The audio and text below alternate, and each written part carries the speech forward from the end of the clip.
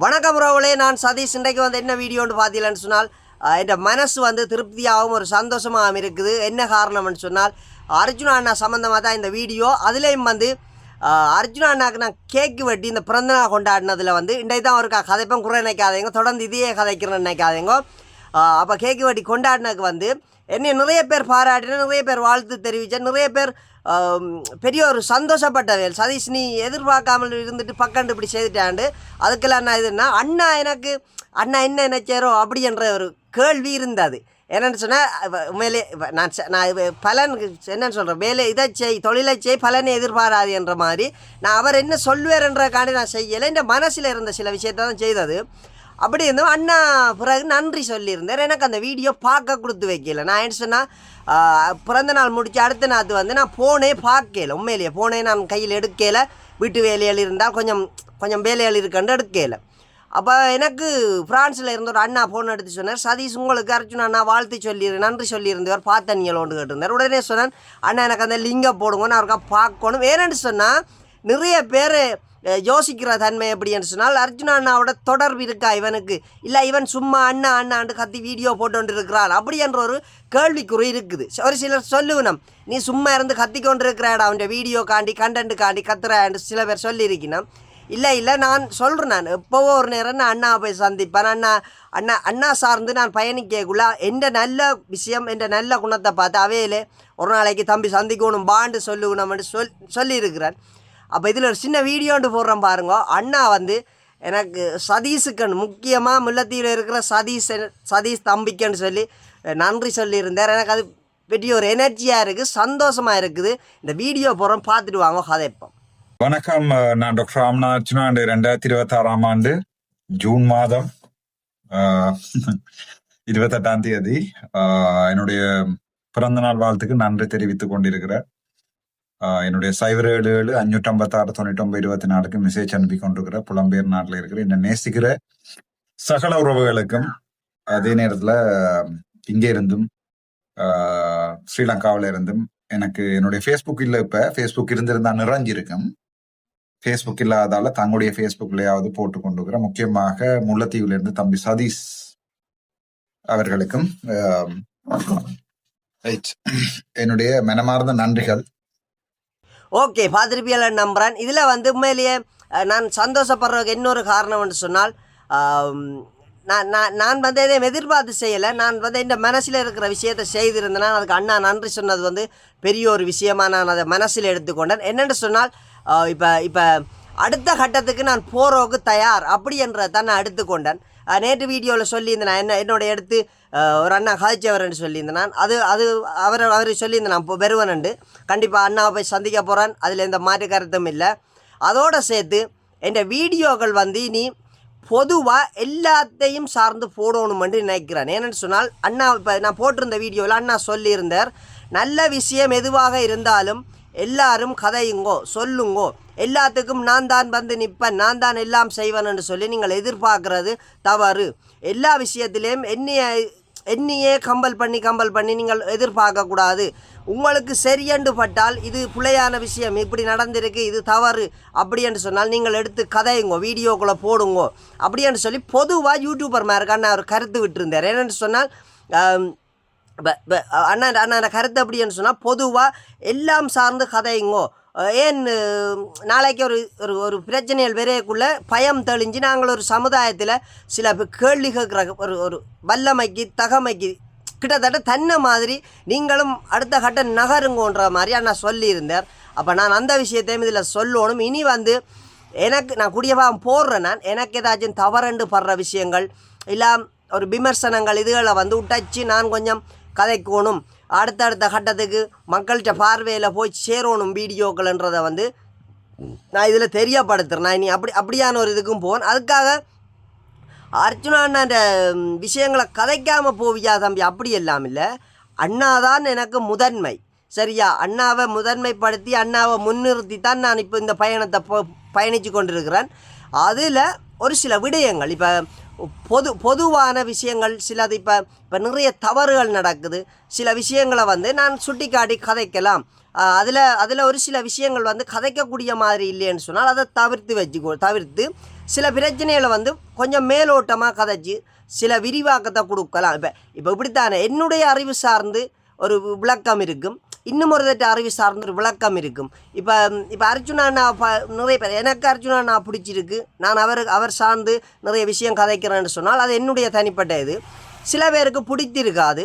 அவைகள் வந்து இப்போ விமர்சனதாரியாக வைக்கலாம், சும்மா கேவலமாகவும் கூடாதாகவும் ஒரு நல்ல மனுஷரை ஒரு கெட்ட வழியில் காட்டி கொண்டு இருக்கேக்குள்ள அதை நான் கொஞ்சம் யோசிக்கிறது. இதுக்கு அண்ணா பதில் சொன்னால் சரியாக இருக்கும், நான் என்னத்தை சொல்கிறேன் அப்படி என்று சொல்லி தான் நான் யோசித்து பயணிக்கிறேன். இப்போ நான் யோசிச்சிருக்கிறேன், முடிவெடுத்திருக்கிறேன். இல்லை, இனி வரும் காலங்களில் வந்து ஒரு சில பிரச்சனைகளை வந்து நாங்கள் துல்லியமாக சுட்டி காட்டி கதைக்கணும், சொல்லணும்.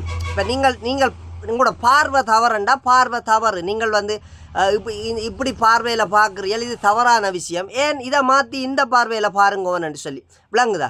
நான் பார்த்துருந்தேன், இப்போ ஒரு வீடியோ ஒன்று பார்த்துருந்தேன். அந்த வீடியோ போடாமல் நான் ஒரு சில விஷயம் சொல்கிறேன். என்னென்னு சொன்னால், இப்போ அர்ஜுனா அண்ணா வந்து அந்த 4 வயசில் தங்களோட வீடு உடைச்சிருந்த அந்த சம்பவத்தை வந்து சொல்லி கொண்டு போனவர். அப்போ 4 வயசில் வந்து இப்படி அப்பாவை மேலுக்கு தண்ணி டேங்கில் அப்பா உள்ளே இருக்கேக்குள்ளே நான் மேலே இருக்குதுன்னு சொல்லி போட்டான். அது வந்து இப்போ ஒரு ஆள் கதைச்சிருந்தார், பாத்தியா தேப்பனை அப்போவே தேப்பனை காட்டி கொடுத்துருக்கிறான், இவன் தமிழ் துரோகி தான் அப்படி என்று சொல்லி கதைச்சிருந்தார். அவருக்கு வந்து ஒரு சின்ன விளக்கம் கொடுக்கலாம்னு நினைக்கிறேன். என்னென்னு சொன்னால், 4 வயசில் அவர் கதைப்பேராண்டு கேட்டால் கதைக்கலாம். ஏன்னு சொன்னால் இவ்வளவுத்துக்கு இப்போ கதைக்கிற ஆளால் அப்போவே கதைக்க முடிஞ்சிருக்கும். சரியா, ஒரு சில பிள்ளைகள் தேப்பன் தாய் வந்து சொல்லி கொடுக்குற வசனங்களை வச்சு அதுக்கு அடுத்த கட்டங்களை வந்து கதைக்கக்கூடிய ஒரு வல்லமை இருக்குது. ஏன்னா நான் நிறைய இடங்களில் பார்த்துருக்குறேன், 4 வயசு பிள்ளை கண்டிப்பாக கதைக்கும். அது உங்களுடைய பிள்ளைகள் கதைக்கலேன்னு சொன்னால் போல் எல்லாரையும் நீங்கள் அப்படி எடுக்கக்கூடாது.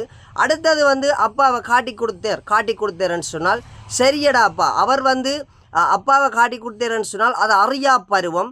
அவருக்கு வந்து இப்போ இராணுவமோ சிஐடியோ பொலிஸோ போய் இது இவங்கள் எங்களுக்கு எதிரி, இவங்கள் எங்களோட ஒரு இன துரோகி என்ற வந்து அவருக்கு தெரியாது. 4 வயசில் வந்து அவற்ற அறிவுக்கு என்ன இருந்ததோ அதைத்தான் அவர் செய்திருக்கிறார். சரியா, அதை ஒழிச்சு மறைச்சு தான் இப்படி செய்யலைன்ற வந்து அவர் இவ்வளவுத்துக்கும் அவர் அதை ஒழிச்சு கதைக்கலையே.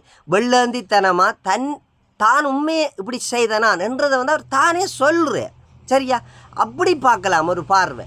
என்னென்னு சொன்னால் மற்ற இதுவும் ஒன்று சொல்கிறார் தானே, நான் பிறவியிலேயே அரசியல்வாதி இல்லை, நான் பிறந்ததுலேருந்து அரசியல் கற்றுக்கொண்டு அரசியல் கதைச்சு கொண்டோ இல்லை அரசியல் செய்து கொண்டு வரையில, நான் இடையில் இருந்து தான் வந்தேன்.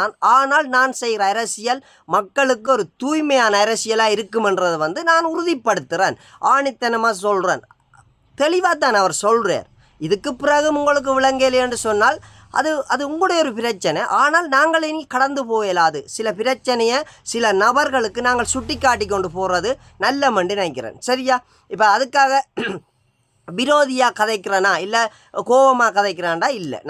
நீங்கள் சொல்லியிருக்கிற விஷயத்துக்கு நான் கருத்து வச்சிருக்கிறேன், நீங்கள் முடிஞ்சால் சொல்லலாம். அதுக்காக பேக் ஐடியை போட்டு அதை போட்டு இதை போட்டு கேவலப்படுத்தி கதைக்கக்கூடாது. தம்பி இன்னாருக்கு தான் இந்த பதிவு, நீ இப்படி காய்ச்சாக்கு இப்படி சொல்லியிருக்கிற, அதுக்கு நான் பதில் கொடுக்கணும்னு நினைக்கிறேன், உனக்கு பதில் சொல்கிறேன்னு சொல்லி அப்படி கதைக்கலாம்ண்ணா. சரியா, நீங்கள் ஆறாக இருந்தாலும் எதிரியாக இருந்தாலும் நேர கதைக்கிற ஒரு இது வைக்கணும், துரோகியாக இருக்கக்கூடாது. சரியா, எதிரியன்னு சொன்னால் நேர ஒரு வலைதளத்தில் ஃபைட் பண்ணி சும்மா இதாக கதைக்கலாம். இப்போ ஒரு விமர்சனம் தானே, அதை கதைச்சி கொண்டு போகலாம், பிரச்சனைகளை சொல்லி இப்போ இப்படித்தானே. சிலவளை எனக்கு புரிதல் இல்லாமல் இருந்தால் நீங்கள் புரிய வைக்கலாம், உங்களுக்கு புரிதல் இல்லாமல் இருந்தால் நான் உங்களுக்கு புரிய வைக்கலாம், அவ்வளோதான் வித்தியாசம். அடுத்த ஒரு விஷயம் வந்து எனக்கு ஒரு கொமெண்ட் ஒன்று வந்திருந்தது, அடே இவன் அர்ஜுனாவுக்கு விபூதி அடிக்க போகிறாண்டாண்டு போட்டிருந்தது. அவன் கொமெண்ட் பிரேக்கிலேயே ஆரம்பத்துலேருந்து கொஞ்சம் கூடா மாதிரி தான் போட்டு கொண்டு வர்றது. நான் அதை மெயின் பண்ணல. விபூதி அடிக்கிறேன்னு சொன்னால் இப்போ இவ்வளவு காலத்துக்கு இருந்த யூடியூபர் மாதிரி அடித்த மாதிரி அடிக்கிறேல, நாங்கள் வந்து பயணிக்கணுமென்று சொன்னால் முதலாவது எங்களுடைய உண்மைத்தன்மையை வெளியுலகத்துக்கு காட்டணும். சரியா, நாங்கள் வந்து இப்படி ஒழிச்சு மறைச்சு ஒரு விஷயத்தை செய்கிற மாதிரி நாங்கள் போக மாட்டோம். நான் எப்பவும் யாருக்கும் முதுகில் குத்தின பழக்கம் இல்லை. சரியா, என்ன பிரச்சனையாக இருந்தாலும் புள்ளையோ சரியோ நெஞ்சுக்கு நேராக கதைப்பேன். எனக்கு அதான் பிடிக்கும். இந்த போக விட்டு பின்னால் கதைக்கிறெல்லாம் வந்து எனக்கு என் அகராதிலேயே இல்லை. சரியா? ஏன்னு சொன்னால் நான் வளர்ந்த வளர்ப்பு அப்படி. என்ன இதுன்னு சொன்னால் நாங்கள் வந்து சின்ன வயசில் இருந்து ஆரை பார்த்து வளர்ந்துருப்போம்ன்ற வந்து துல்லியமாக தெரியும் நிறைய பேருக்கு. சரியா? நாங்கள் வந்து ஒரு ஒரு ஒரு காலகட்டத்துக்கு பிறகு கடவுளண்டு நினச்சி கும்பிட்டு போன காலம்தான் கூட. சரியா? அப்போ அவரை பின்பற்றி நாங்கள் என்றைக்கும் வந்து முதுகில் குத்த யோசிக்க மாட்டோம்.